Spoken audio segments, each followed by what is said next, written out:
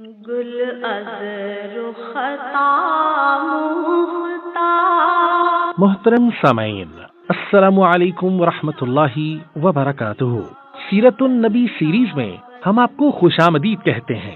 پچھلی قسط میں ہم بیان کر رہے تھے کہ خانہ کعبہ کی دوبارہ تعمیر کے دوران حجر اسود کو نصب کرنے کے متعلق قریش میں شدید اختلاف پیدا ہو گیا کہ کون یہ شرف حاصل کرے گا جو اس کو کعبہ کے اندر نصب کر سکے۔ بحث و مباحثے کے بعد انہوں نے آپس میں یہ طے کیا کہ کل صبح جو شخص مسجد الحرام کے دروازے سے سب سے پہلے داخل ہوگا وہی اس جھگڑے کا منصف بھی ہوگا۔ اگلے ہی دن صبح قریش انتظار میں تھے کہ کون مسجد الحرام کے دروازے سے سب سے پہلے داخل ہوتا ہے۔ اللہ جل جلالہ کا کرنا یہ ہوا کہ سب سے پہلے نبی کریم صلی اللہ تبارک و تعالی علیہ وسلم ہی مسجد الحرام کے دروازے سے داخل ہوئے۔ اس پر سب یک زبان ہو کر بولے، وہ دیکھو پیکر ایمانت آ گیا، ہم ان پر راضی ہیں، یہ محمد ہیں صلی اللہ علیہ وسلم۔ قریش کو اس بات کی خوشی تھی کہ ایک انتہائی بابرکت شخصیت اس معاملے کا فیصلہ کرے گی، کیونکہ وہ جانتے تھے کہ کعبۃ اللہ کی تعمیر انتہائی نیک کام ہے، اور یہی وجہ ہے کہ انہوں نے کعبہ کی تعمیر کے لیے اپنے اوپر یہ شرط عائد کی تھی کہ صرف حلال اور پاک کمائی کو ہی کعبہ کی تعمیر کے لیے استعمال کیا جائے گا۔ چنانچہ قریش نے معاملات معاشرے کی سب سے نیک اور اعلیٰ شخصیت کے سامنے رکھ دیا۔ آپ صلی اللہ تبارک و تعالی علیہ وسلم نے یہ فیصلہ کیا کہ حجر اسود کو چادر میں رکھا جائے، اور سب سرداران قریش چادر کے کنارے کو پکڑ کر حجر اسود کو مقررہ جگہ پر لائے، اور انہوں نے ایسا ہی کیا۔ پھر آپ صلی اللہ تبارک و تعالی علیہ وسلم نے حجر اسود کو اٹھا کر کعبہ کی دیوار میں نصب کر دیا۔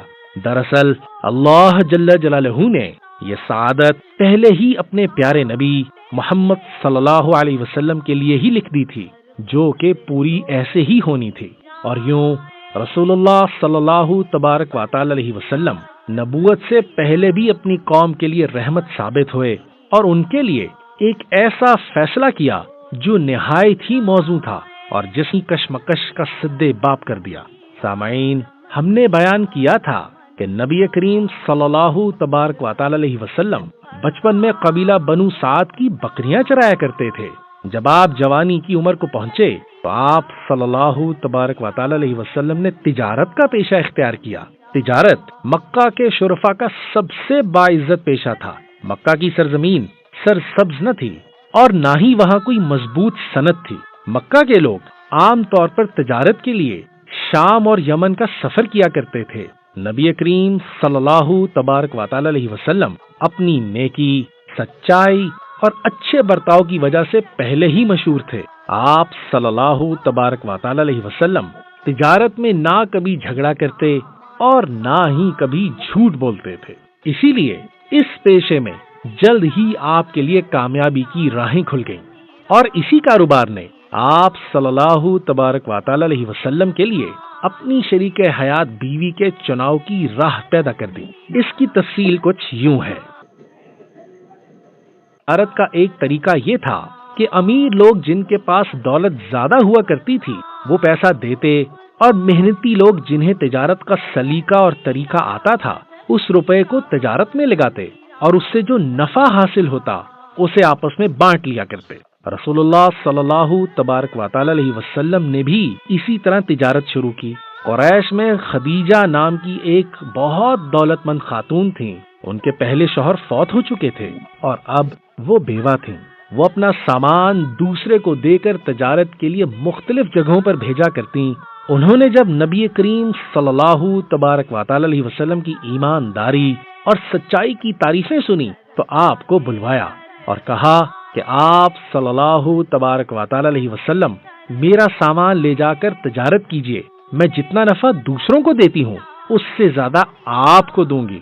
آپ صلی اللہ تبارک و تعالی علیہ وسلم راضی ہو گئے اور ان کا سامان لے کر ملک شام چلے گئے۔ حضرت خدیجہ رضی اللہ تعالی عنہا نے اپنے غلام میسرہ کو بھی آپ کے ہمراہ کر دیا اور اس تجارت میں خاصا نفع ہوا۔ اس پر حضرت خدیجہ رضی اللہ تعالی عنہا بہت ہی خوش ہوئیں۔ حضرت خدیجہ رضی اللہ تعالی عنہا نے آپ صلی اللہ تبارک و تعالی علیہ وسلم کی سچائی اور شہرت تو سن ہی رکھی تھی، اب انہوں نے خود اس کا مشاہدہ بھی کر لیا۔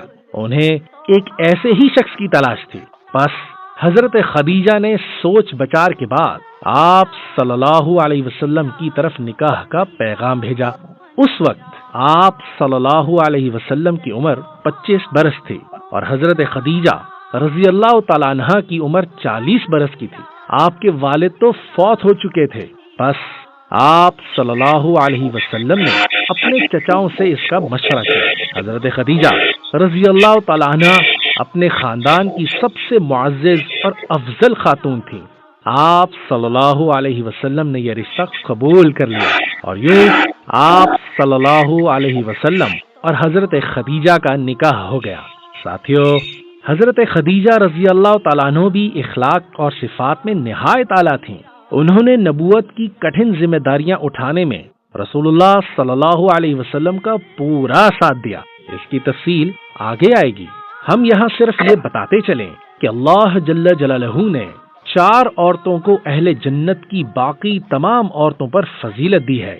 حضرت خدیجہ رضی اللہ تعالیٰ عنہ ان میں سے ایک ہے۔ باقی 3 عورتوں میں نبی کریم صلی اللہ تبارک و تعالی علیہ وسلم کی بیٹی حضرت فاطمہ رضی اللہ تعالیٰ عنہ، حضرت عیسیٰ علیہ الصلوۃ والسلام کی والدہ حضرت مریم علیہ السلام اور فرعون کی بیوی حضرت آسیہ شامل ہیں، جنہوں نے موسیٰ علیہ الصلوۃ والسلام کی پرورش کی تھی اور وہ فرعون کی تمام تر سختی کے باوجود حضرت موسیٰ علیہ الصلوۃ والسلام پر ایمان لے آئی تھیں۔ حضرت خدیجہ رضی اللہ تعالیٰ عنہ کی رفاقت کے دوران ہی آپ صلی اللہ علیہ وسلم کو نبوت بھی عطا ہو گئی۔ آپ صلی اللہ علیہ وسلم کو نبوت ملنے کا واقعہ کیا تھا اور اس پر حضرت خدیجہ رضی اللہ تعالیٰ عنہ کا رد عمل کیا تھا، اس کے متعلق ہم اگلی قسط میں انشاءاللہ ضرور بیان کریں گے۔ السلام علیکم ورحمۃ اللہ وبرکاتہ۔